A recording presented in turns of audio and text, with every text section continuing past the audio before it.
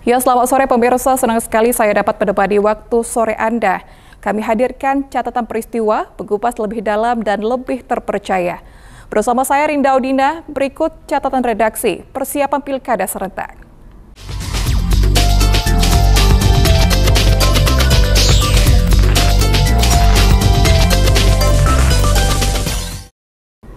Bawaslu terus berupaya meminimalisir pelanggaran di Pilkada serentak 2024 dengan melakukan sosialisasi peraturan dan prosedur penanganan pelanggaran pilkada di Provinsi Jambi. Badan Pengawas Pemilu atau Bawaslu Provinsi Jambi terus berupaya meminimalisir potensi pelanggaran saat Pilkada serentak 2024 mendatang, baik dari pasangan calon hingga netralitas aparatur sipil negara ASN, sehingga pelaksanaan pilkada dapat berjalan aman dan lancar. Anggota Bawaslu Provinsi Jambi, Ari Juniarman mengatakan, pihaknya telah melakukan mitigasi potensi pelanggaran yang terjadi di pilkada yang akan dilaksanakan pada 27 November mendatang, sehingga pelaksanaan pilkada dapat berjalan sukses tanpa pelanggaran pilkada. Dan pilkada serentak ini tentu ini menjadi pengalaman pertama di Indonesia, yang mana gubernur, wali kotanya dipilih secara serentak.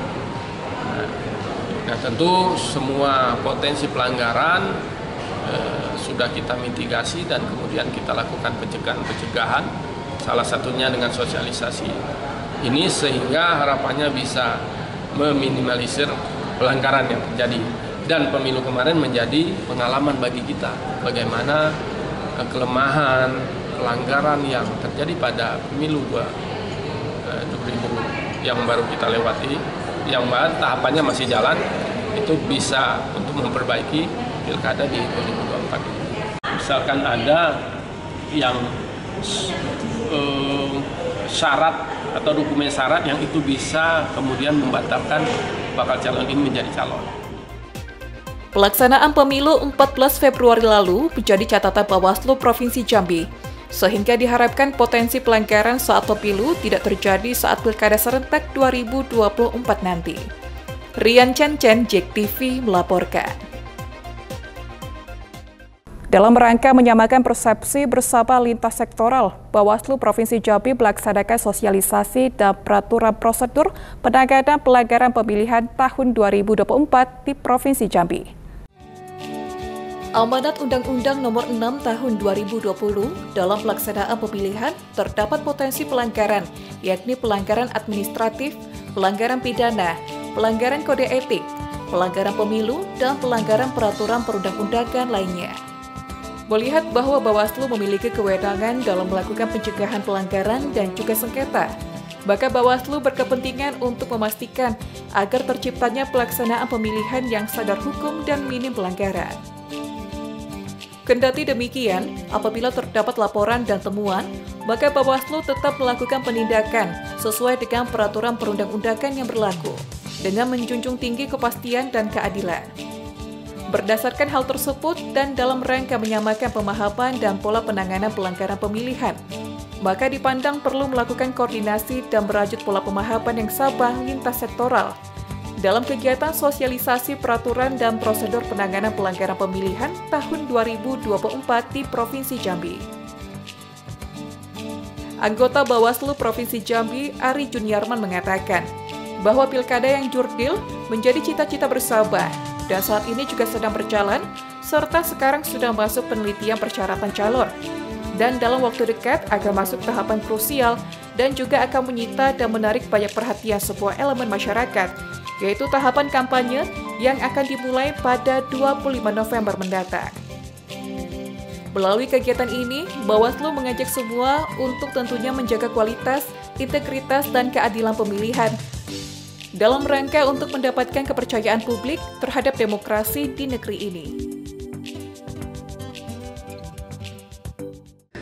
Kita tahu bahwa pemilihan yang syarat dengan pelanggaran tentu berisiko mengganggunya tahapan yang sedang berjalan dan hasilnya juga tidak dapat diterima oleh publik. Nah, makanya kita pahami bahwa regulasi pemilihan ini juga tidak bisa menjangkau semua pelanggaran yang kita prediksi akan terjadi nanti ke depan ini. Nah, makanya Bawaslu dengan kewenangannya yang pertama tentu menyelesaikan sengketa pemilihan yang terjadi nanti. Kami diberi kewenangan untuk memeriksa, menerima laporan, dan kemudian memutus sengketa dan pelanggaran politik uang TSM. TSM ini terstruktur, sistematis, dan masif, yang mana sanksinya adalah pembatalan sebagai calon. Nah, yang kedua adalah menangani tindak pelanggaran administrasi, etik, dan peraturan lainnya, dan tindak pidana. Walaupun ada Gakumdu, tapi pintu masuknya adalah di Bawaslu di berbagai tingkat. Ya pemirsa, Badan Pengawas Pemilu atau Bawaslu Kabupaten Muaro Jambi mengimbau aparatur sipil negara atau ASN untuk menjaga netralitas saat Pilkada 2024. Menjaga netralitas ini bukan hanya berbentuk perilaku di dunia nyata, tetapi juga di media sosial. Badan Pengawas Pemilihan Umum Kabupaten Muaro Jambi mengimbau seluruh aparatur sipil negara di daerah untuk bisa menjaga netralitas dalam pelaksanaan seluruh tahapan Pilkada 2024. Ketua Bawaslu Muaro Jambi, Dedi Wahyudi menyebut, jika ada ASN yang melanggar netralitasnya, maka yang memberikan sanksi adalah Komisi ASN. Dirinya juga mengingatkan agar para pegawai tidak berpihak kepada salah satu pasangan calon saat mendaftarkan ke KPU. Begitu juga pada saat masa kampanye berlangsung, dan jangan terlibat di dalam politik praktis. ASN misalnya, ASN itu terbukti melakukan politik uang, berarti dia ada dua kategori sanksinya. Yang pertama, pidananya itu tidak menggugurkan, pertama pelanggaran ASN-nya, ya kan, tidak netralitas. Ya. Kita teruskan kepada KKSN, yaitu pelanggaran itu tidak menggugurkan pelanggaran pidananya tetap berjalan. Karena pidana pemilu ini berbeda konteksnya dengan pidana pemilihan. Bawaslu juga mengajak masyarakat untuk membantu Bawaslu ikut melakukan pengawasan partisipatif di lapangan. Jika ada temuan, segera lapor ke Bawaslu agar dapat ditindaklanjuti. Bawaslu telah membentuk posko pengaduan di seluruh kecamatan dan desa. Sanksi ini diterapkan berdasarkan tingkatan pelanggaran yang dilakukan, sebab ada kategori pelanggaran. Misalnya sanksi kode etik terhadap pelanggaran netralitas ASN berupa sanksi moral, baik pernyataan tertutup atau secara terbuka. Sedangkan sanksi disiplin ada kategori sedang dan berat. Dovia Putri Sanjaya, Cek TV, melaporkan.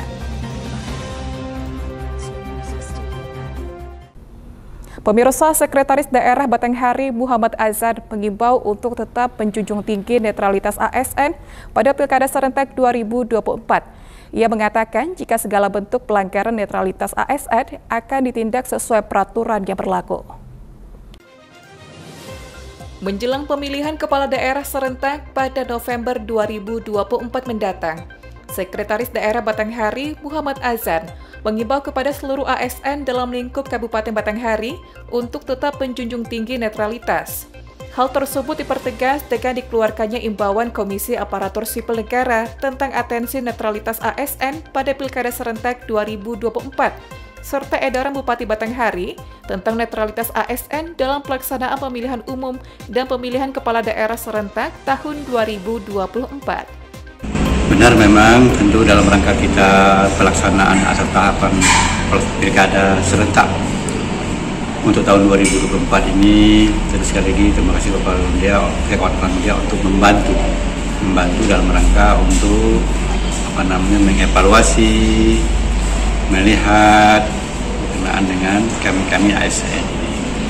Sebenarnya ini hal-hal seperti ini sudah kami sampaikan kepada teman-teman ASN bahwa kita sebagai penyelenggara pemerintah, aparatur negara, peran masyarakat, masyarakat dalam rangka pelaksanaan atau pilkada ini gubernur bupati kota, kita harus bertindak netral, tidak memihak ke calon A, calon B dan seterusnya. Nah, itu menjadi tuntutan dari regulasi yang ada, sehingga kita tetap dalam rangka pelayanan yang optimal, maksimal kepada masyarakat. Tentu mungkin kalau memang ada andilnya dari pemerintah pemerintah dalam pelayanan pilkada ini tentu sudah ada penyelenggaranya, yaitu KPU dan Bawaslu di masing-masing tingkat.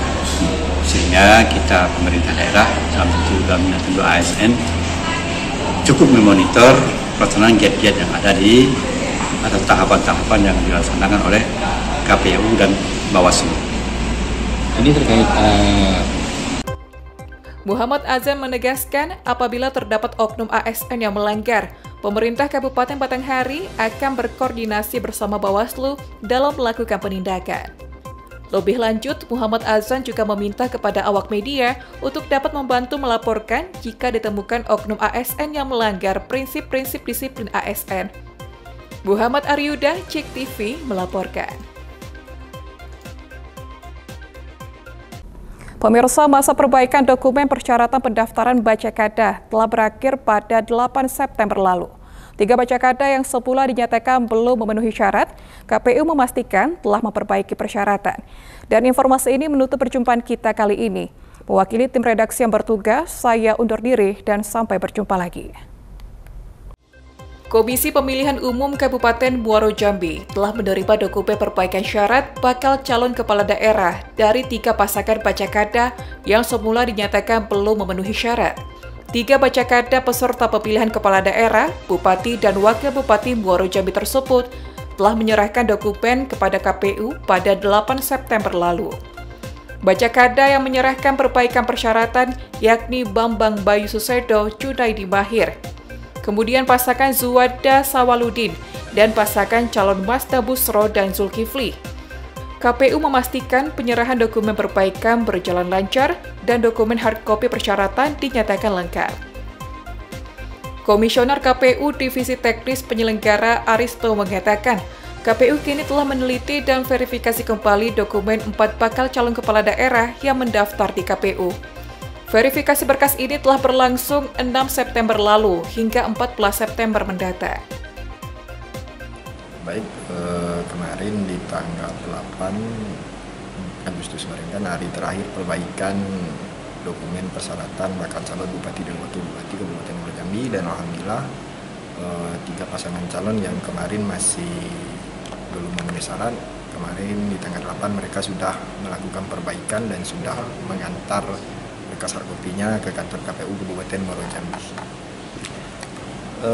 Untuk proses itu kan kami masih melakukan verifikasi di tanggal 8 itu kan dimulai dari tanggal 9 sampai dengan tanggal 14 ini, 14 Agustus ini. Sementara yang kami terima secara hardcopy, alhamdulillah persyaratannya sudah lengkap, sudah memenuhi syarat. Untuk pengumuman penetapan dan pemberitahuan ini di tanggal 15 nanti. Tanggal 15. Untuk penetapan itu di tanggal 22 Agustus dan pengundian nomornya itu di tanggal 23 Agustus nanti. Dokumen yang tidak lengkap itu seperti itu surat surat tanggungan pajak, tidak tanggungan hutang ataupun surat dari keterangan dari pajak. Nah, itu surat keterangan pajaknya. Masalah surat keterangan dari lembaga yang mengeluarkan dokumen persyaratan surat pernyataan tidak ada tanggungan pajaknya itu. Yang kemarin sulit untuk dikeluarkan karena kan prosesnya lembaga itu kan pengurusannya agak susah, karena kita kan di perbaikan kemarin kan itu di tanggal 8 itu kan di hari Minggu terakhir. Nah, itu alhamdulillah mereka sudah keluar sebelum hari Minggu sudah keluar, jadi mereka tuh hanya menunggu penjemputannya karena itu. Sekarang pada saat perbaikan kemarin kan mereka sudah mendownload dan sudah men-scan semua dokumen-dokumennya di Silon. Jadi alhamdulillah di kendala di Silon kemarin juga tidak terhambat dan tidak terganggu, dan juga berkas penerimaan perbaikan juga sudah mereka terima di tanggal 8 kemarin, dan juga selain di Silon kan yang kami butuhkan itu kan hardcopy-nya. Setelah dilakukan penelitian dan verifikasi, KPU menjadwalkan pengumuman hasil penelitian persyaratan administrasi bakal calon kepala daerah pada 14 September 2024 mendatang. Novia Putri Sanjaya, JEK TV melaporkan.